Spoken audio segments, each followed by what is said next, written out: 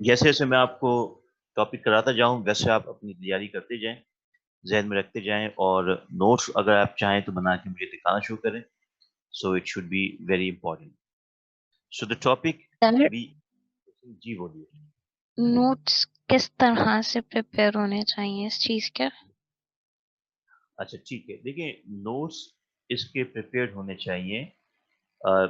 اس کا طریقہ یہ ہے کہ you need to create question in your mind yourself. مثلاً اب جیسے ہم نے پہلا ٹاپک پڑھا تھا انلائٹنمنٹ، تو آپ کی یہ کوشش ہونی چاہیے جب آپ انلائٹنمنٹ کے نوٹس بنائیں تو آپ اپنے ذہن میں سوالات کریٹ کریں. مثلاً آپ یہ سوال کریٹ کریں گے واٹ از انلائٹنمنٹ.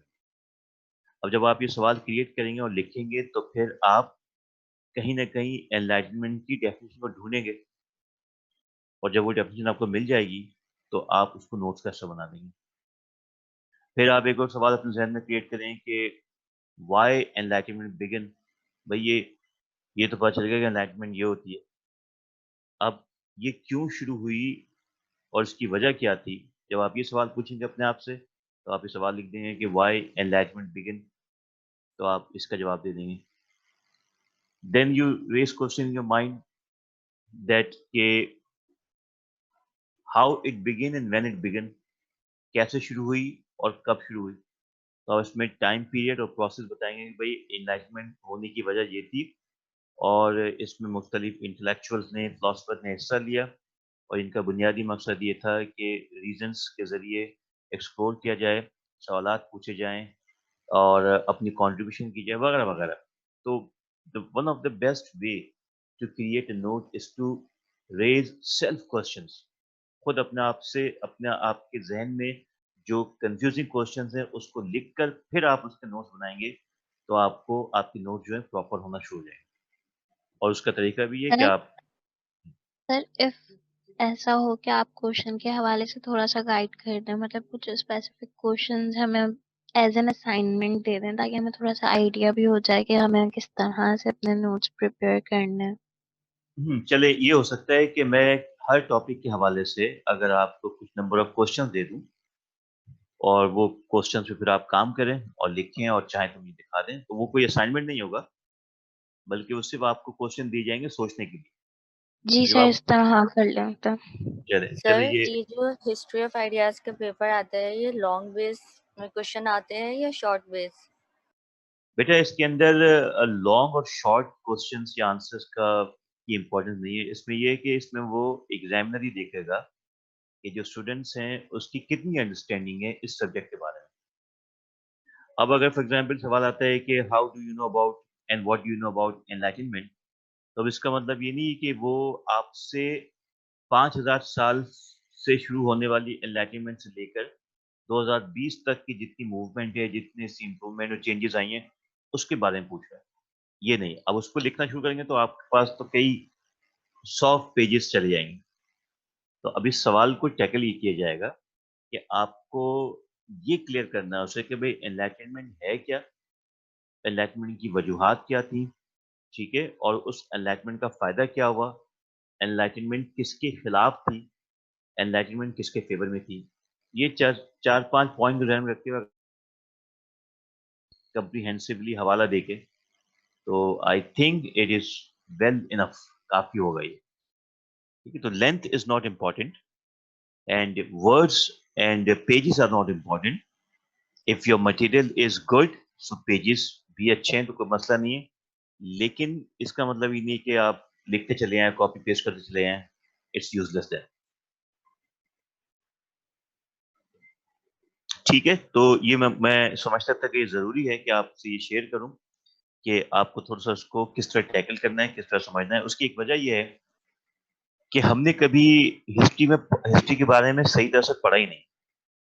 ٹھیک ہے، آپ لوگ ماشاء اللہ سے بچپن سے پاکستان اسٹڈیز اور جیوگرافی، ٹھیک ہے، اور سوشل اسٹڈیز پڑھتے ہوئے آ رہے ہیں، لیکن اس طرح ہمیں پڑھائی نہیں گیا جس طرح ہمیں پڑھنا چاہیے تھا. تو لہٰذا جو ہماری ہسٹوریکل بیک گراؤنڈ ہے، جو نالج ہے، وہ ویک ہے. میں سب کے لیے کہہ رہا ہوں، صرف آپ ہی کی نہیں بلکہ سر اور فلاسفی مطلب اس میں فلاسفرز کے بارے میں زیادہ ہے تو وہ تھوڑا سا اور مسئلہ کر رہا ہے اور اوپر سے نیا سبجیکٹ بھی ہے، تو سر تھوڑا سا پیپر کے حوالے سے بھی ساتھ ساتھ گائیڈ کرتے رہیے گا۔ جی میں بالکل اس کو گائیڈ کرتا رہوں گا، وہ تو کوئی ایشو نہیں ہے۔ ابھی تو ہم نے شروع کیا ہے، ابھی تو دیکھیں ہر چیز شروع میں مشکل ہوتی ہے، لیکن جب آپ سلولی اینڈ گریجولی چلتے ہیں تو پھر وہ چیزیں کلیئر ہونے لگتی ہیں، ٹھیک ہے؟ سو اس سے کوئی ڈرنے یا پریشانی کی بات نہیں ہے۔ جب مجھے بھی یاد ہے کہ جب میں نے 22 سال پہلے جب فلاسفی پڑھی تھی تو پہلا سیمسٹر میرا سر سے گزر گیا تھا۔ آئی واز ناٹ نون کہ مجھے کرنا کیا ہے، کیونکہ it was some thing new, some thing challenging.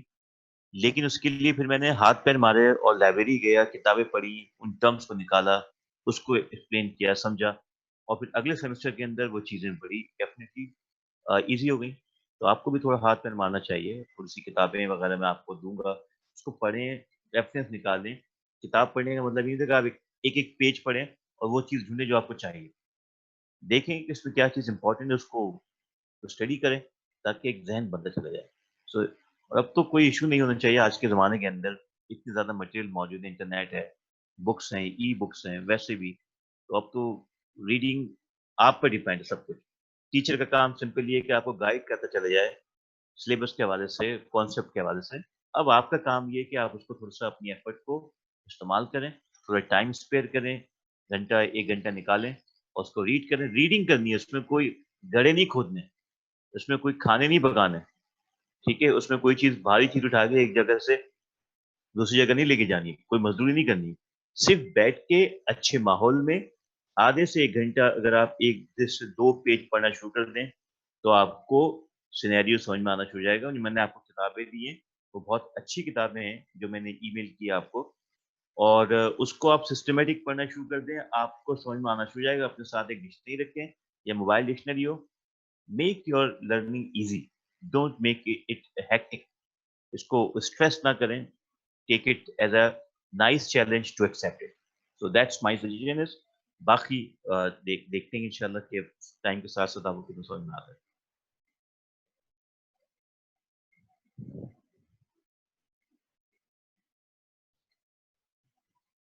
ٹھیک ہے جی، تو یہ تو بات تھی ہماری، اور اب چلتے ہیں آج کے لیکچر کی طرف۔ اور آج کا لیکچر ہے اسکاٹش انلائٹنمنٹ۔ ٹھیک ہے، اسکاٹش انلائٹنمنٹ کا جو لفظ ہے اسکاٹش، وہ لیا گیا ہے اسکاٹ لینڈ سے، ٹھیک ہے؟ Scotland now is a independent country, ایک آزاد ملک ہے which is close to England. اور یہاں پہ ہم بات کریں گے کہ جو اسکاٹ لینڈ کے جو لوگ ہیں، اسکاٹ لینڈ کے جو فلاسفرز ہیں، سائنٹسٹ ہیں، آرٹسٹ ہیں، میوزیشین ہیں، انہوں نے کیا رول پلے کیا انلائٹنمنٹ کے اندر، ٹھیک ہے؟ So we are trying to see the contribution of the enlightenment of the Scottish people, Scottish scholars, Scottish thinkers, Scottish philosophers, scientist, economist, and so on. ٹھیک ہے؟ The duration of Scottish Enlightenment is from 1740 to 1790. So overall, the Scottish Enlightenment period comprises of 50 years. ٹھیک ہے، یہ ایک رف figure ہے، 50 years 60 years, ٹھیک ہے؟ اس میں ہسٹری میں کوئی ایگزیکٹ کوئی فیگر نہیں ہوتی، لیکن ہم ایک اندازہ لگاتے ہیں۔ سو almost 50 years in the Scottish Enlightenment, which is considered as a very little number of years. یعنی یہ بہت کم عرصہ کہلاتا ہے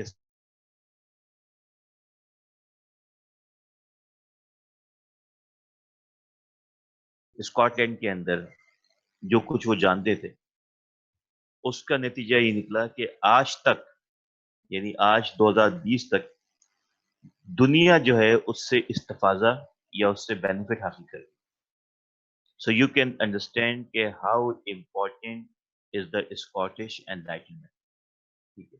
اچھا، آپ کے لیے ایک اور فائدہ یہ بھی ہے، بات میں تھوڑا سا چینج کر رہا ہوں، کہ آپ کو تو آڈیو ویڈیو ریکارڈنگ بھی مل رہی ہے، تو اگر جو چیز آپ بھول رہے ہیں، جو آپ سمجھ نہیں آ رہا، وہ ویڈیو ریکارڈنگ آپ دیکھیں، اس میں سے جو میں آپ سے گفتگو کر رہا ہوں اس کو آپ اپنے نوٹس کا حصہ بنائیں، ٹھیک ہے؟ اس میں سے پوائنٹ نکالیں، So now it would be very easy for you, I think. So anyways, so Scottish Enlightenment जो ऑलमोस्ट 50 साल तक की कंट्रीब्यूशन है मुख्तलिफ स्कॉटलैंड के लोगों की, और उसने आज तक की दुनिया में जो कुछ भी उन्होंने किया उस वक्त, आज तक की दुनिया में लोग उससे और ममालिक उससे फायदा उठा रहे हैं। ठीक है, तो आइए देखते हैं कि हम भी इससे फायदा उठाते हैं और देखते हैं कि स्कॉटिश एनलाइटमेंट है क्या।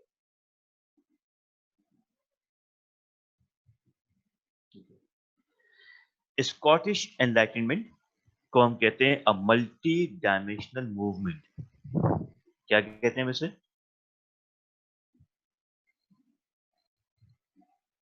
A multi dimensional movement.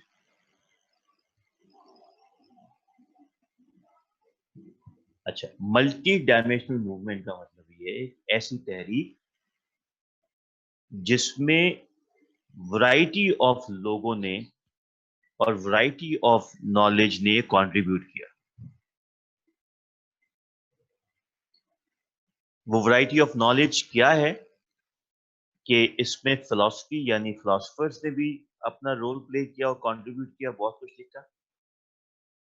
इसमें लिटरेचर यानी अदब ने भी अपना रोल प्ले किया, नॉवेल, कहानियां, पोइट्री एंड सो ऑन।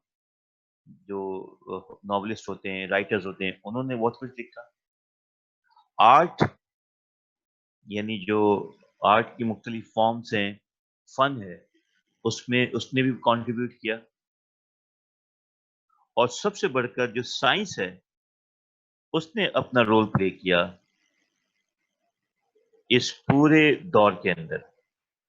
ठीक है, तो इस दौर में अगर मैं इस तरह कहूं कि फिलॉसफी को भी तक़वियत मिली, यानी पली बड़ी, अब उसमें बहुत इजाफा हुआ। लिटरेचर भी बहुत कुछ लिखा गया, आर्ट पर बहुत कुछ काम किया गया, और साइंस में ऐसे नजरियात पेश किए गए जिसकी बुनियाद पर साइंस मजबूत भी हुई, और आज तक की दुनिया में उससे हर जगह, हर university, college, research institute, laboratories वगैरह वगैरह, स्पेस, एस्ट्रोलॉजी, फिजिक्स, हर जगह उन ख्यालात और नजरियात को इस्तेमाल करके किसी न किसी तरह से फायदा उठाया जा रहा है। ठीक है, सो पहली बात ये क्लियर हुई कि Scottish enlightenment was a multi dimensional movement. उसमें बहुत से मुख्तलिफ लोगों ने, जिनका ताल्लुक मुख्तलिफ शोबे से था, मुख्तलिफ आइडियोलॉजी से था, मुख्तलिफ ख्यालात से था, सब ने अपनी अपनी काविशों को ऐड किया, अपनी अपनी एफर्ट को इस्तेमाल किया, और यूं 50 साल के अंदर उन्होंने दुनिया को वो कुछ दे दिया, वो कुछ कंट्रीब्यूट कर दिया जो 50,000 सालों में कंट्रीब्यूट नहीं हो सकता। ठीक है, यहां तक बात क्लियर है? अब मैं हर स्लाइड के बाद आपसे पूछूंगा कि क्या इसको समझ में आया। जी, यहां तक बात क्लियर है आप सबको? जी सर। जी सर। कोई कंफ्यूजन, कोई सवाल, कोई डिस्टरबेंस अब तक की डिस्कशन के हवाले से? नो सर, सब क्लियर है। चलें जी, ठीक है, तो चलते हैं आगे इस स्लाइड के बाद।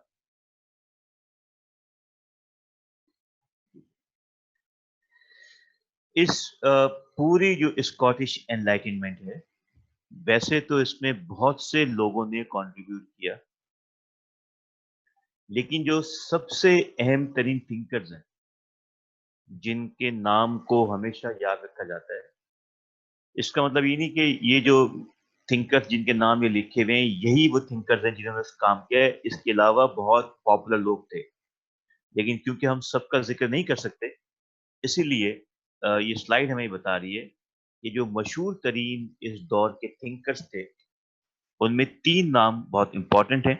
एक James Horton, David Hume and Adam Smith. ठीक है, James Horton, he was religious skeptics and geologist। अच्छा, रिलीजियस स्केप्टिक्स और जियोलॉजिस्ट था ये।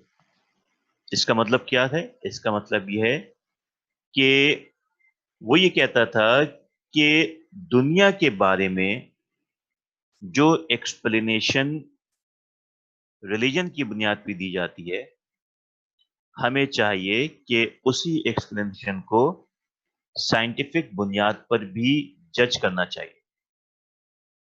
ٹھیک ہے, ہمیں چاہیے کہ اسی ریلیجیس جو ایکسپلینیشن ہے دنیا کے بارے میں اس کو ہمیں سائنٹیفک وے کے ذریعے بھی دیکھنا چاہیے, تاکہ ہم یہ جان سکیں کہ جو کچھ باتیں ریلیجن میں کی جا رہی ہیں اس کو سائنس کیسے پروف کر رہی ہے.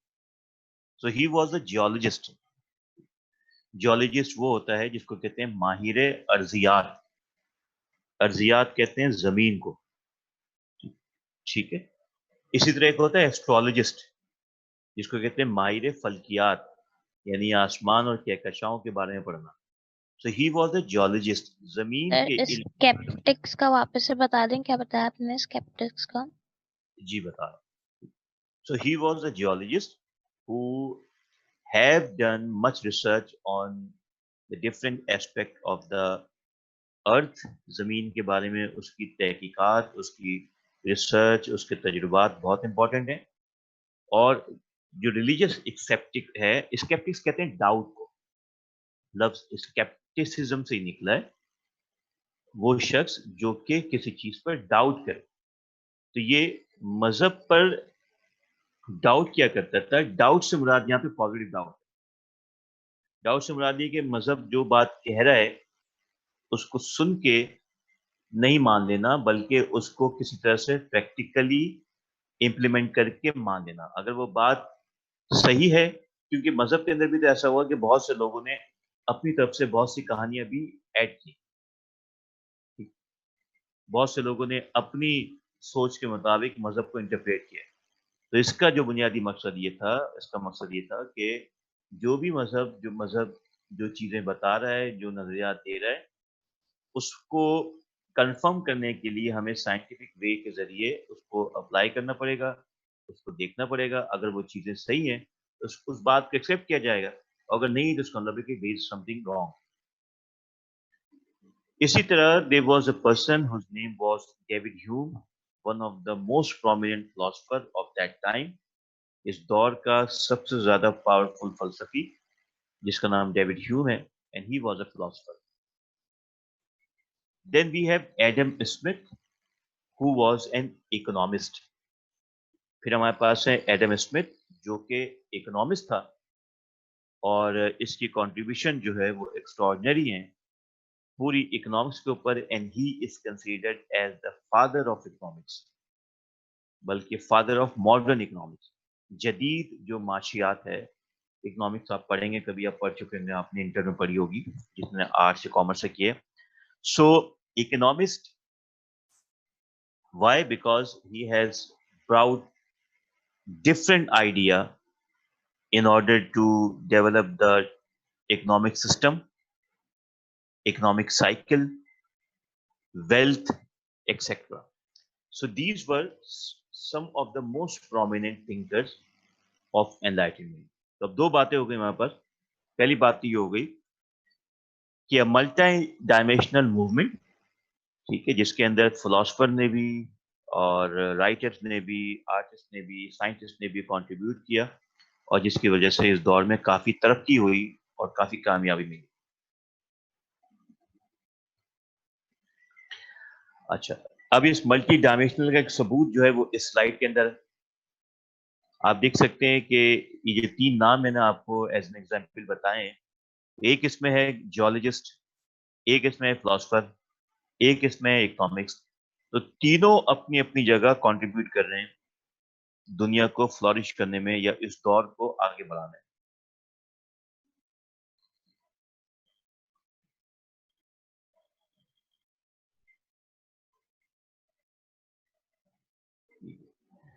اچھا, ایک سوال مجھ سے پوچھا ہے کونین نصیر نے. سوال ان کا یہ ہے کہ آپ بھی سن لیجئے کہ سر اسکیپٹکس اور جیولوجی کی تھرو انلائٹمنٹ میں کیسے کنٹریبیوٹ کیا. تو پہلے یہ بات سن لیجئے کہ اسکیپٹکس وہ لوگ ہوتے ہیں جو کسی بھی بات کو آسانی سے نہیں مانتے جب تک وہ بات ریزن کے ساتھ ثابت نہ ہو جائے.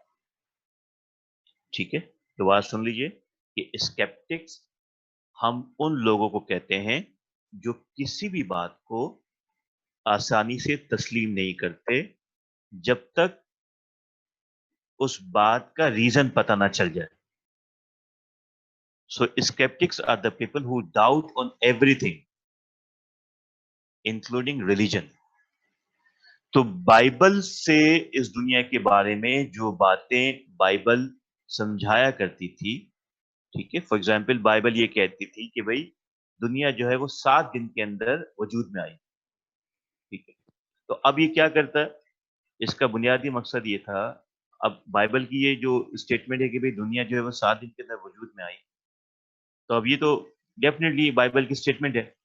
اب اس کا کام یہ تھا کہ وہ یہ ایکسپلور کرے کہ جو بات کہی گئی ہے کہ 7 دن میں وجود میں آئی ہے, اس کا ثبوت کیا ہے, اس کا پروف کیا ہے. تو اب کیونکہ یہ جیولوجسٹ بھی تھا, زمین کے علم کے بارے میں بھی اس کی ریسرچ تھی, اور ہی واز اے سائنٹسٹ, تو اب he use to research on the different aspect of earth, زمین کی اسٹڈی کرنا اور جو مٹی کی جو عمر ہے اس کو جاننا, یہ سب جیولوجسٹ کہلاتا ہے. پہاڑ کتنے پرانے ہیں اور ان کی کیا عمر ہے, ان کے کیا کوالٹیز ہیں, یہ جتنی بھی زمین پر یا پہاڑ, زمین اور زمین کے مختلف کرسٹ اور گہرائی, ان تمام چیزوں کا علوم جو کہلاتا ہے جیولوجی. تو اب یہ اسٹیٹمنٹ کہ بھئی دنیا 7 دن میں وجود میں آئی, بات یہ سمجھ میں آتی ہے کہ 7 دن میں وجود میں کیسے آئی. وہ یہ نہیں کہہ رہے کہ یہ بات غلط ہے یا صحیح ہے, وہ یہ کہہ رہے کہ اگر یہ بات صحیح ہے تو اس کو ہم کیسے جانیں گے کہ یہ بات صحیح ہے. تو اس کے لیے he use to do the research. ٹھیک ہے, اور اس کا جو اسکیپٹسزم ہے, اس کا جو ڈاؤٹ فلنس ہے, وہ اس کے کام آیا. اور کام یہ آیا کہ جب اس نے چیزوں کو ڈاؤٹ کیا, اس وقت اس کو نئی راہیں ملی سیکھنے کے لیے. ٹھیک ہے, اور اس طرح اس نے کنٹریبیوٹ کیا اپنی رائٹنگ کے ذریعے انلائٹنمنٹ کے اندر. آئی ہوپ کہ بات کلیئر ہوئی. سر انہوں نے کسی بھی چیز کے لیے جو ڈاؤٹ کیا ہے وہ اپنے لیے کیا ہے یا اوور آل کے لیے کیا ہے, یا سب کو بتانے کے لیے کیا ہے کہ ہاں یہ بات بالکل صحیح ہے, یا صرف اپنے تھاٹس کلیئر کرنے کے لیے کیا ہے کہ وہ اس بات کو فالو کر سکیں؟ جی بیٹا, ہوتا یہ ہے کہ انڈیویجولی تو انسان ہر چیز اپنے لیے کرتا ہے, لیکن اس کے ساتھ ساتھ وہ پھر دنیا کے لیے بینیفیشیل ہو جاتی ہے. تو کوئی بھی کام آپ کریں, میں کروں, دنیا کا کوئی بھی شخص کرے, وہ کرتا تو اپنے لیے ہے, لیکن اس سے دنیا کو بھی فائدہ ہوتا ہے. So of course it was his interest, it was his curiosity, وہ اس کی لگن تھی, وہ اس کے تجسس تھا, وہ اس کو جاننے کا جنون تھا, اپنا جاننے کا جنون تھا. تو اس کے اپنے جاننے کے جنون نے دنیا کو بھی فائدہ پہنچایا. آج میں اگر بیٹھ کے جیمز ہیوٹن کے بارے میں بات کر رہا ہوں, تو اس کا مطلب ہے کہ اس کی بات میں کوئی نہ کوئی اتنی اسٹرینتھ تو ہے کہ آج 2020 میں ہم اس کی بات کر رہے ہیں, تو ہم بھی تو اس سے بینیفٹ حاصل کر رہے ہیں, ہم بھی تو انلائٹنڈ ہو رہے ہیں. ٹھیک ہے, that is the point.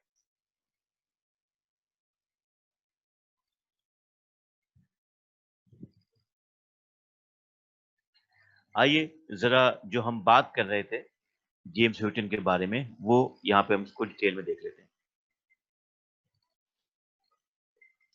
He rejected the Christian theologian belief that earth was created in 4004 BCE. Bible جو کرسچن تھیولوجی ہے, یعنی جو کرسچن جو ریلیجس لوگ ہیں, یا ان کا جو ریلیجس بلیف ہے, عقیدہ ہے کرسچن کا, وہ یہ کہ یہ جو دنیا ہے یہ آج سے 4004 BCE میں وجود میں آئی. ٹھیک ہے, یہ کس کا عقیدہ ہے؟ کرسچینٹی کا.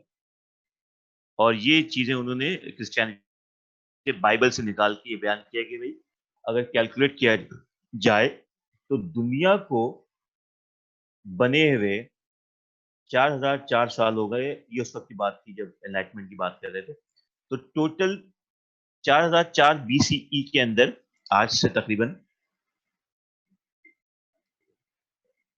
6000 سال پہلے یہ دنیا وجود میں آئی. تو جیمس نیوٹن نے اس خیال کو رد کیا، اس خیال کو ریجیکٹ کیا. ٹھیک، اس کا کہنا یہ تھا کہ سیکنڈ پوائنٹ کی بات کر رہا ہوں، finding of science should be the basis of law of universe. یعنی جو سائنس کے جو فیکٹس ہیں، سائنس کی جو ریسرچ ہے، سائنس کا جو طریقہ کار ہے، اس طریقہ کار کو ہمیں ہر چیز پر اپلائی کرنا چاہیے. سائنٹیفک طریقہ کار کیا ہے؟ آبزرویشن. یعنی سائنس کے اندر لوگ آبزرو کرتے ہیں، ایکسپیریمنٹ کرتے ہیں، ٹھیک ہے، پھر اس ایکسپیریمنٹ کو ریپیٹ کرتے ہیں، پھر کنفرم ہوتی ہے وہ چیز، پھر لا بنایا جاتا ہے، اور پھر اس کے بعد سے وہ چیز اتنی کنفرم ہو جاتی ہے کہ لوگ اس پر بلیو کرنا شروع کر دیتے ہیں. تو اس کا کہنا یہ تھا کہ فائنڈنگ آف سائنس یعنی سائنس کی جو دریافت ہے، سائنس کی جو ریسرچ ہے، should be the basis of law of universe. ٹھیک ہے، یہ جو دنیا کے قوانین ہیں، قوانین کیا ہیں کہ سورج کا نکلنا، چاند کی موومنٹ، سورج گرہن، چاند گرہن، اور زمین پر جو ہے وہ زلزلے آ جانا، بارشیں ہو جانا، ٹھیک ہے، اور آندھیاں آ جانا، سونامی آ جانا، ٹھیک ہے، یہ تمام کیا ہے؟ یہ نیچرل ایلیمنٹ ہیں. وہ یہ کہتا ہے کہ اگر ہمیں ان کو سمجھنا ہے تو ان کو سمجھنے کے لیے ہمیں کیا کرنا پڑے گا؟ ان کو سمجھنے کے لیے ہمیں سائنٹیفک وے استعمال کرنا پڑے گا. ٹھیک، یہ قوانین قدرت کہلاتے ہیں. قوانین قدرت کو سمجھنے کے لیے ہمیں سائنس کو سمجھنا پڑے گا اور سائنس کو استعمال کرنا پڑے گا اس قوانین قدرت کو سمجھنے کے لیے. یہی وجہ تھی کہ اس کا زور تھا کہ ہمیں آبزرویشن کرنی چاہیے، ہمیں مشاہدہ کرنا چاہیے ہر چیز کا، اور ہمیں اس کو ٹیسٹ کرنا چاہیے. جیسے بھی پہلے میں نے بات کی کہ کسی بھی بات کو ایسے ہی تسلیم نہ کر لیں، بلکہ کوئی آپ سے کوئی بات کہے تو یہ نہیں کہ کسی کے کہنے پر آپ نے بات ایکسیپٹ کر لی. جب تک آپ اس کو خود آبزرو نہیں کر لیں، اس وقت تک آپ کو کسی کی بات کو ایکسیپٹ نہیں کرنا. یہ بالکل اسی طرح ہے کہ آپ جاتے ہیں ایک ڈاکٹر کے پاس اور اس ڈاکٹر سے کہتے ہیں کہ میں اس سے پہلے ایک دوسرے ڈاکٹر سے علاج کروا رہا تھا اور اس نے مجھے میری بیماری کے بارے میں یہی بتایا. اب جس ڈاکٹر کا آپ یہ بیان کر رہے ہیں وہ کہے گا کہ میں آپ کی بات کو اس وقت مانوں گا جب آپ میرے سامنے اپنی پوری کیس ہسٹری یا فائل یا رپورٹ یا میڈیکل ایگزامینیشن رپورٹ لے کے آئیں گے. اب وہ ڈاکٹر کیا کرے گا؟ وہ آبزرو